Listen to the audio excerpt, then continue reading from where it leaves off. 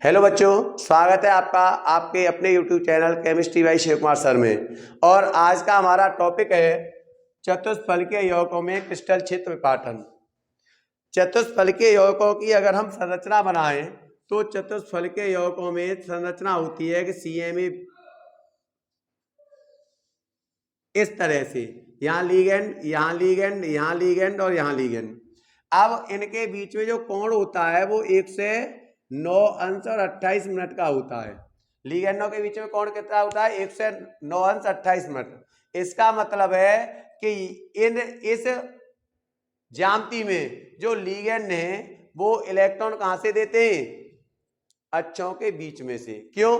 अक्षों के बीच में तो 90 अंश का कोण होता है ना, लेकिन यहाँ पर कोण कितना है? 1 से 9 अंश 28 मिनट का। इसका मतलब क्या है? लीगेंड अक्षों के बीच में स्थित है या नहीं है?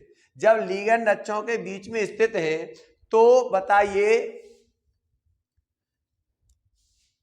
लीगेंडों द्वारा इलेक्ट्रॉन कहां से दिया जा रहा है? अक्षों के बीच में से दिया जा रहा है या नहीं दिया जा रहा है? जब लीगेंड द्वारा इलेक्ट्रॉन अक्षों के बीच में से दिया जा रहा है तो बताइए जो हमारे dx² डैश y² और dz² कक्षक अक्षों पर होते हैं कि नहीं होते हैं? ये अक्षों पर होते हैं। और dxy, dyz और dzs कक्षक कहाँ होते हैं? अक्षों के बीच में होते हैं। कहाँ होते हैं? अक्षों के बीच में होते हैं। अब बताइए इलेक्ट्रॉन कहां से दिया जा रहा है? अक्षों के बीच में से दिया जा रहा है। जब अक्षों के बीच में से इलेक्ट्रॉन दिया जाएगा तो इन तीनों कक्षकों पर प्रतिकर्षण ज्यादा लगेगा या नहीं लगेगा? जब इन तीनों कक्षकों पर प्रतिकर्षण ज्यादा लगेगा तो इनकी ऊर्जा बढ़ेगी या नहीं बढ़ेगी?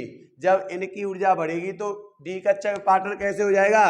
ये हमारा डी कक्षक हो गया। ये क्या हो गया? डी कक्षक। और ये हो गया डी कक्षक की एनर्जी लेवल। भाई प्रतिकर्षण से एनर्जी लेवल बढ़ा। फिर क्या हुआ? ये डी कक्षक कैसे टूटे? 2 भागों में टूट गए। यानी अब इन पर प्रतिकर्षण ज्यादा है तो ये कक्षक तो ऊपर पहुंच गए, T2G कहाँ पहुंच गए? ऊपर पहुंच गए। और ये EG कक्षक कहाँ रह गए? नीचे रह गए। EG कक्षक कहाँ रह गए? नीचे रह गए। यानी dxy, dyz, dzx ऊपर पहुंच गए और dx² y² और dz² नीचे रह गए। इसमें भी वही प्रोसेस है। ये क्या है? ये बैरी केंद्र है। और यहां पर डेल्टा T लिखेंगे। अब वहां पर क्या लिख रहे थे? डेल्टा O अर्थात ऑक्टाहेड्रल। और यहां डेल्टा T यानी टेट्राहेड्रल। डेल्टा T या 10dq का मान कितना होता है? 0 होता है। ऊपर अगर देखा जाए यहां से यहां तक की दूरी ये कितनी है? 0.4 डेल्टा T इंटू क्या होगा? B। और ये क्या हो जाएगा? ये दूरी क्या हो जाएगी? 0. ये प्लस में आएगी, ये माइनस में। 0.6 डेल्टा T इंटू A। ये हो गया, ये बैरी केंद्र हो गया। तो चतुष्फलकीय यौगिकों में डी कक्षक विपाटन कैसे होता है? T2G ऊपर पहुंच जाता है और EG नीचे पहुंच जाता है।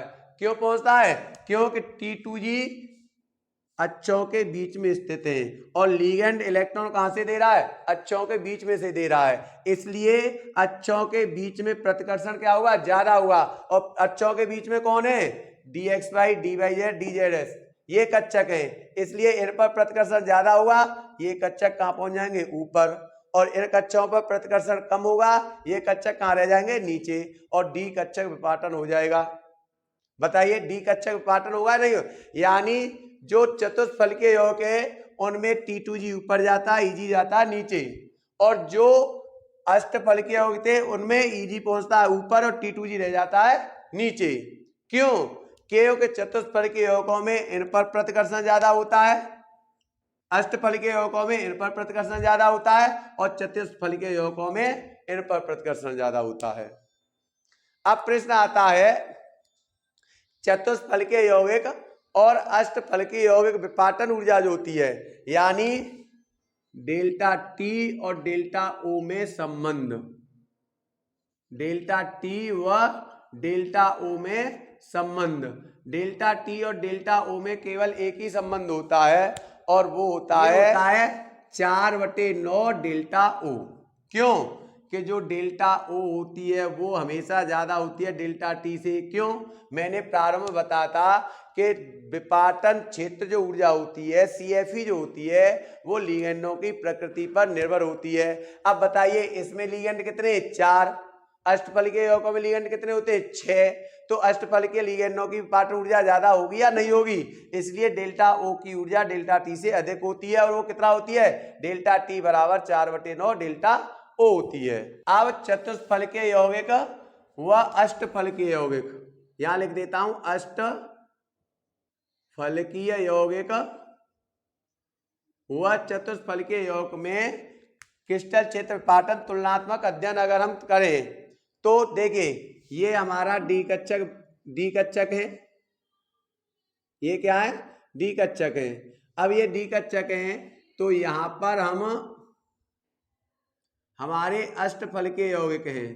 अष्टफलकीय यौगिक में आपको मालूम है Eg ऊपर जाता है और T2G कहाँ रह जाता है? नीचे रह जाता है। यहां लिख देता हूं मैं अष्टफलकीय यौगिक।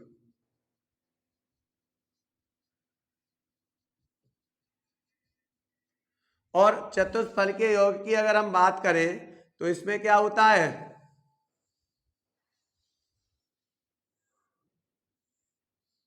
T2G जाता है ऊपर और Eg रह जाता है नीचे। यानी ये T2G हो गया ऊपर और Eg हो गया नीचे। यहां Eg हो गया ऊपर और T2G हो गया नीचे। नाम डालें dxy dyz dzx और यहाँ dx² डैश y² और dz²। अगर यहाँ की बात करें तो dxy dyz dzx dx² dash y² और dz²। यहां पर क्या है? चतुष्फलकीय।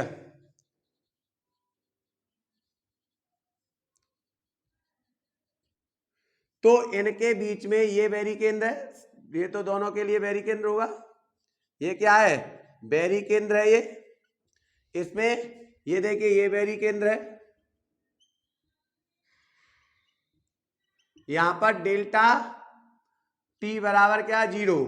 यहां पर हम क्या लिखेंगे? डेल्टा, ये चतुष्फल डेल्टा टी बराबर 0 और यहां क्या होगा? डेल्टा ओ बराबर 0 होगा। अगर बात करें हम इसकी तो ये क्या है? यहां पर delta plus 0.6 delta O into A. यहां क्या करेंगे? Minus 0.4 delta O into B. यहां बात करें क्या हो जाएगा? Plus 0.4 delta T into B और यहां बात करें minus 0.6 delta T into A. ये हो गया। अब बताइए इनमें ऊर्जा क्षेत्र विपाटन क्या है? डेल्टा ओ का मान क्या है? अधिक है कि नहीं है? और इसमें डेल्टा टी का मान कम है या नहीं है?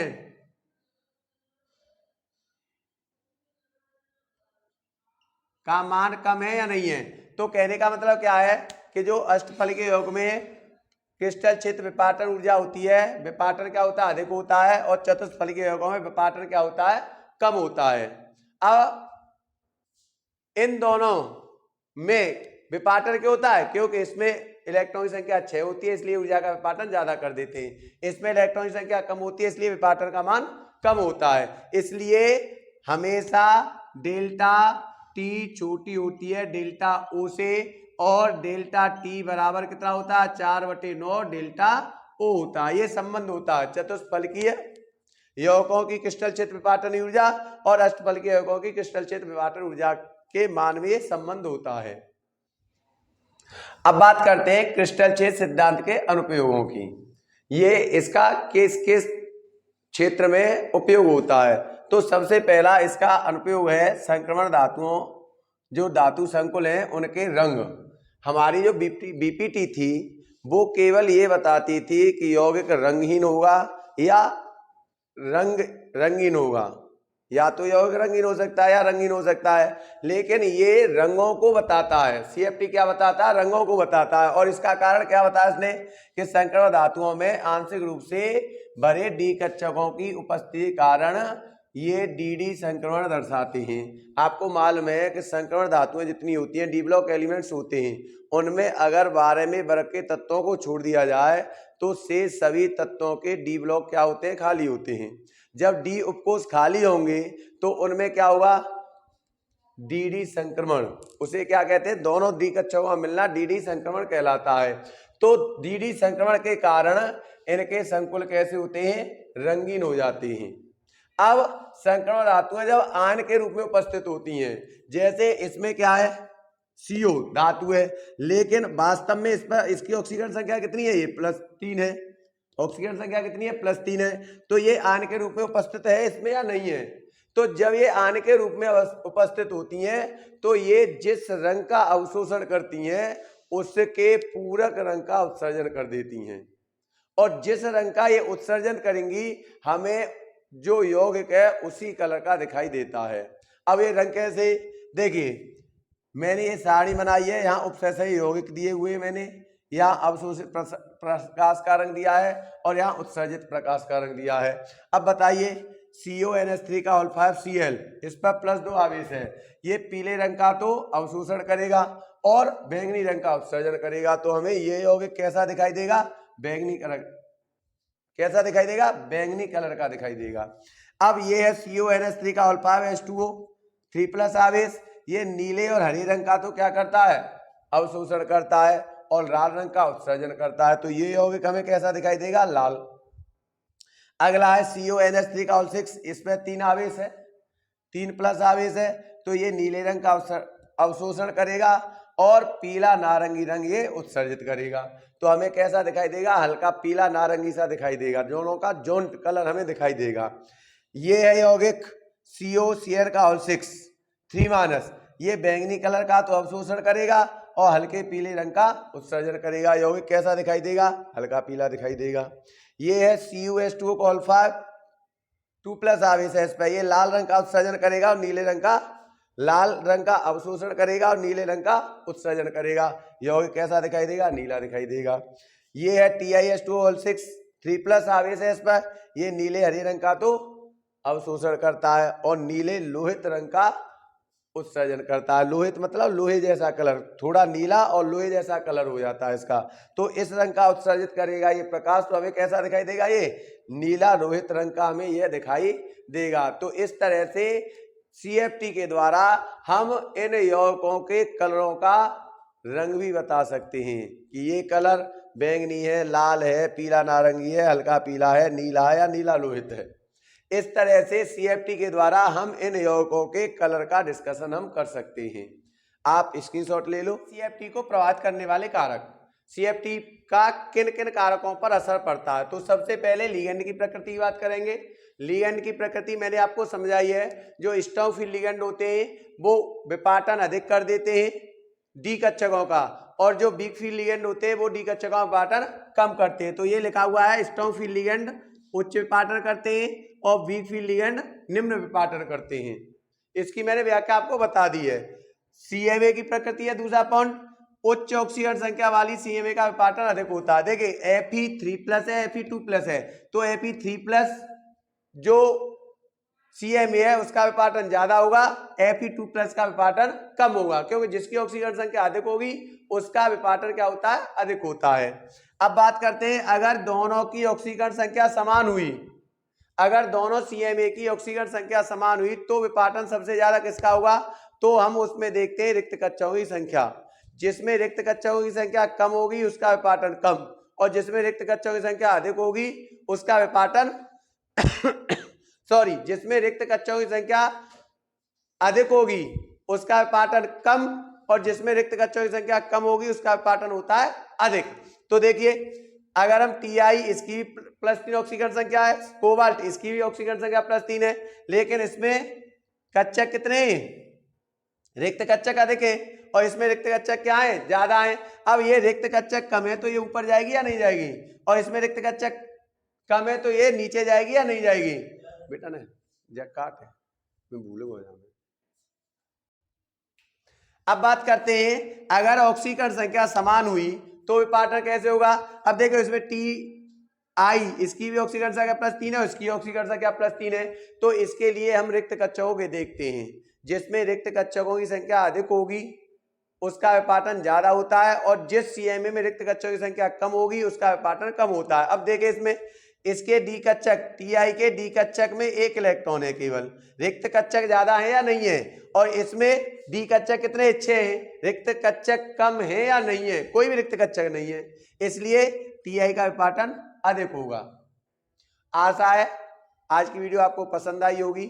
सीएफटी का टॉपिक मैंने पूर्ण रूप से क्लियर किया है। अगर वीडियो आपको पसंद आई हो तो प्लीज हमारे चैनल को सब्सक्राइब करें और आई बटन को दबाएं। थैंक यू, धन्यवाद।